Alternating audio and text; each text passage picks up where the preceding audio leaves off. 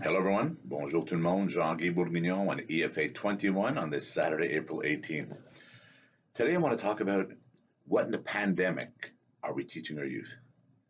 What in the pandemic are we teaching our future generation? I know what we can teach them.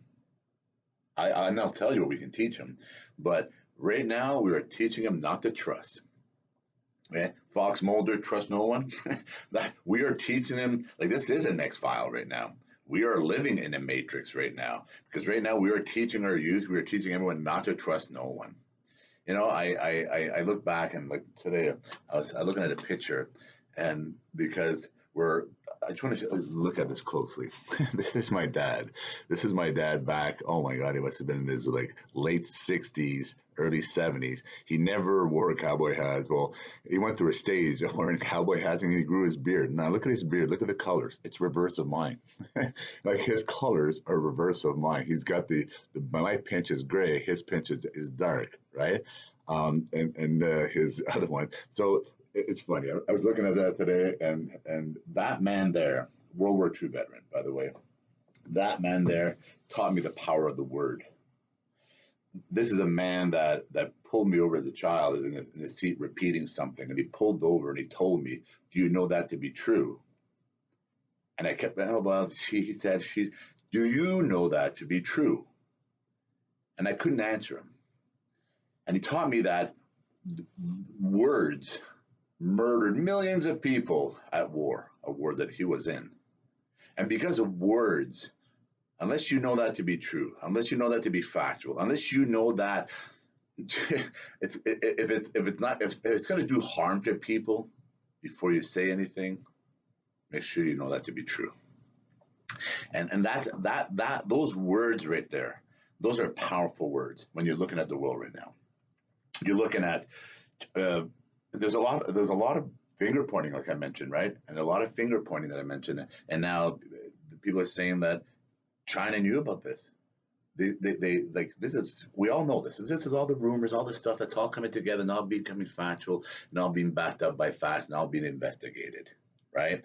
And now there things that, why did Donald Trump not paying who? Because China knew about what was going on. Who knew about what was going on? And I'm not saying that it was done maliciously, but they knew because the big U.S. and China deal, the paperwork, some clauses in there that trying to make sure it was in there. All these things, these conspiracy things are coming out.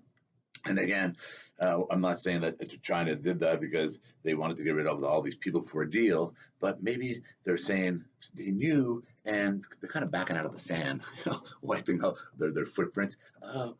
Sorry, I didn't know that. It's going to cause all this, right? Regardless of the thing, those finger pointings, that trust, right? And that let's bring it down here. In the United States, they want to crucify Trump because he didn't do enough. But in Canada, we tipped all the time. Oh, you didn't do well, bad boy, right? But, we also knew, this is coming out, right? All these things are coming out. We also knew back in January that people from China should not be landing in Canada. We knew that back then. Intelligence knew back then these things are coming out. But you're talking about trust, right? And talking about holding people accountable, right? When I say, well, I know what we can teach about holding people accountable. If China did know, hold them accountable. Globally, world, let's democratically and diplomatically hold them accountable. Who, if there's people in positions and who that the World Health Organization knew about it, they should be held accountable. If our own countries and statements, etc., knew about it and they didn't put the measures and procedures in place that should have been in place with the gazillions of dollars that we've been spending. Imagine all the money that's been spent every year by every government because from your global warmings, from your pandemic, this, and remember, these pandemics are not new, the H1, the SARS, all that stuff. They spent a lot of money after all those things. Oh, SARS, we weren't prepared. Let's spend gazillions of dollars again, and let's get prepared, and then we're not prepared again, right? And here's the thing about accountability.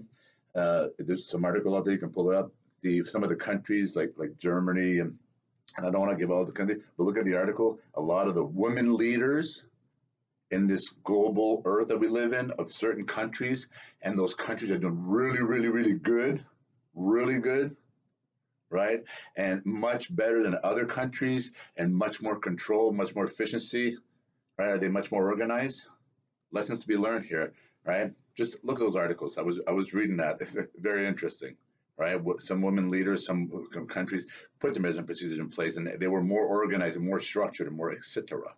All right. So let's go back to Canada here. Canada, we were letting people land. Very good friends of mine landed from Mexico, and they thought it was a stroll in the park, and they were confused, and they even said they were going to get sick, and they got sick, right? And I talked about that in previous EFAs, and because we were letting people in when we knew months in advance that we should not let people in. Bonjour, welcome to Canada, par là-bas, right? Let's everybody come on in. Just it's come on. We should have known better also. Are we going to be holding our members of parliament accountable, right? Because a lot of people, and what's sad about this whole situation right now, those that do have it, the real, you know what I mean? Like all this conspiracy out there, like the man-made vaccine, the government-made vaccine, lab-made vaccine, 5G is killing everyone. You know, like I can go on and on here from your flat earth that we live in a matrix, that this is all real, it's all government, from your controlling the world freaks to the end of the world worshippers. We have so many things out there right now that just, right? It doesn't make sense, but we're teaching that to our children. We are teaching that to the youth. You can't trust no one. You can't trust government. You can't trust anything. Nothing is real. The grass you're walking on, that's not real. That's that's all Hollywood, right? Like that's what we're teaching.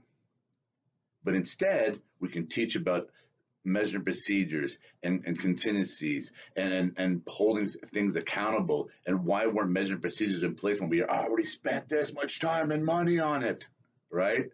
That's what we should be teaching, instead of all these different channels and networks and etc. etc. etc. The experts of everything that can't do anything, right? Like everything is in this mess right now. So when I look at that and I look at what can we teach, what can we take control, that's what we could be teaching our children. We could be looking at working collectively and focusing on the whys, why this happened, why that didn't happen. And if there is some corruption, if there is some corruptions, there is leaders in this world, and I talk about the freaks like to control the world, right? There is people in this world that a couple 100,000 lives doesn't mean nothing. Like there's like like I told you before, so there's cultures and mindsets that lives are cheap, right? Lives are cheap, and I look at that, and I look at the world as a whole, the commonality. We all have common good in our heart, mind, and souls. And we all want democracy, and we all want justice, and we all want grassroots to be productive and build community centers and build schools and build infrastructures and build good governments with checks on system and good businesses that produce and provide for families, etc., and jobs. There's a lot of mindsets. And I look at those women leaders that did a lot of these kind of things already much better, right? We need to listen to, understand, and pay attention to what's going on. And we need to teach. It's our duty to teach and focus on what we're teaching our children and what are we teaching our youth. Right? Do we want them to go into life not trusting anything and not trusting anyone, not trusting government, and everything is not real? Or do you want them to believe in a democratic society? The choice is yours. Jean-Guy Bourguignon, EFA 21. Thank you. Merci.